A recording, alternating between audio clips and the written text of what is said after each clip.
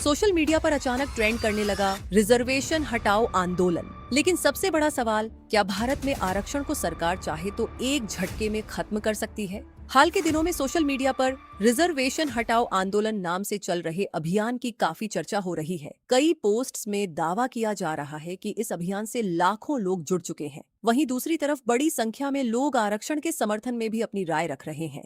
ऐसे में एक बार फिर पूरे देश में आरक्षण को लेकर बहस तेज हो गई है। बताया जा रहा है कि सोशल मीडिया पर रिजर्वेशन हटाओ आंदोलन नाम से एक पेज बनाया गया है, जिसके जरिए लोगों को जोड़ने की कोशिश की जा रही है।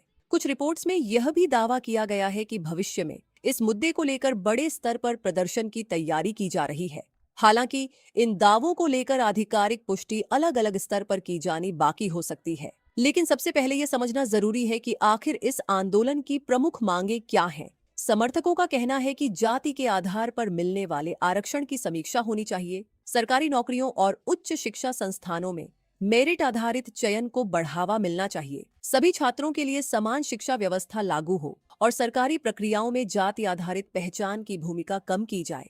अब सबसे बड़ा सवाल, क्या सरकार चाहे तो आरक्षण को तुरंत खत्म कर सकती है? जवाब है नहीं, यह इतना आसान नहीं है। भारत में आरक्षण की व्यवस्था संविधान के कई प्रावधानों पर आधारित है। अनुसूचित जाति, अनुसूचित जनजाति, अन्य पिछड़ा वर्ग और आर्थिक रूप से कमजोर वर्गों के लिए अलग अलग संवैधानिक और कानूनी प्रावधान मौजूद हैं। इसलिए आरक्षण से जुड़े बड़े बदलावों के लिए केवल सरकारी घोषणा पर्याप्त नहीं होती। कई मामलों में संसद द्वारा कानून या संविधान संशोधन और परिस्थितियों के अनुसार न्यायिक समीक्षा भी महत्वपूर्ण भूमिका निभा सकती है।